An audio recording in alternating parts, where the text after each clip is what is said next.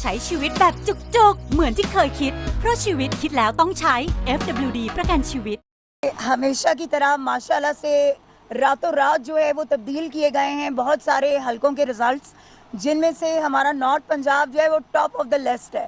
हमारे नॉर्थ पंजाब के जितने लोग being the president for north Punjab, मैं यहाँ पे आप लोगों से बात कर रही हूँ, हमारे नॉर्थ पंजाब के तकरीबन जो सीट्स हैं उन पे जो है वो रैगिंग की गई है।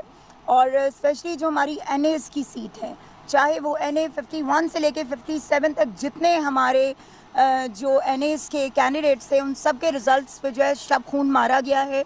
अगर मैं NA 57 की बात करूं जो कि मेरा हल्का था जिससे मैं कॉन्टेस्ट कर रही थी, तो मेरा जो वोट था टोटल वो 1,07,000 एंड प्लस था, ठीक है। और उसमें दानियाल जो है उनका बैरिस्टर दानियाल जो है उनका 49,000 प्लस था।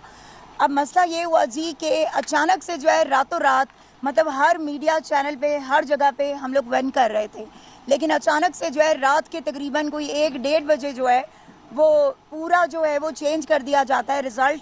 जबकि अभी रिज़ल्ट जो है वो उन्होंने जो RO है उसने अभी तक उसको काउंटिंग भी नहीं की थी।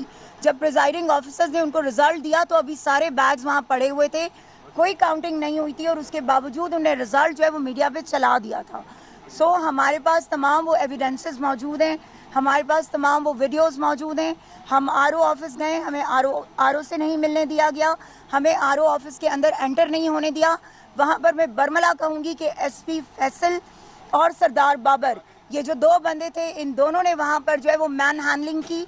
इन्होंने हम लोगों को धक्के दिए, वहाँ से बाहर निकाला गया, हमारे लॉयर्स के साथ बदतमीज़ी की गई, हमारे इलेक्शन एजेंट्स के साथ बदतमीज़ी की गई। और बिल्कुल ऐसा ही सलूक NA 51 से लेके 56 तक जो है ये सब ने यही जो है वो रिपीट किया है हर RO ने। तो हमारे RO साहब तो खैर पिछले 3-4 दिनों से गायब हैं, किसी को नहीं पता कि वो कहाँ हैं, क्या वो मौजूद हैं भी या नहीं हैं।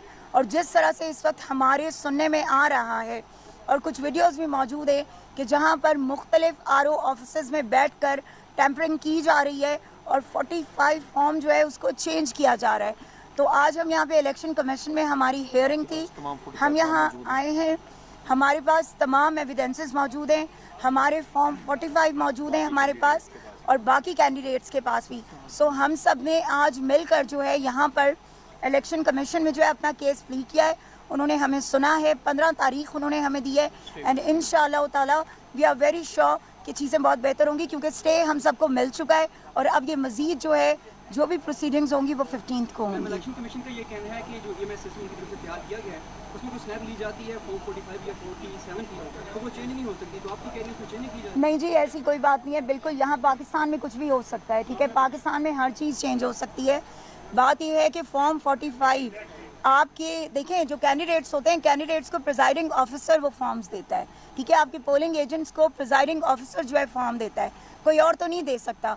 तो इतना ह्यूज चलें, कहीं 1,000 की हो, कोई चंद वोट्स की हो, तो हम कहें भी आप जिन्होंने मसलन मैं हूँ, मैंने 50,000 से 50,000 प्लस लीड ली हुई है, आप कैसे उसको चेंज कर सकते हैं?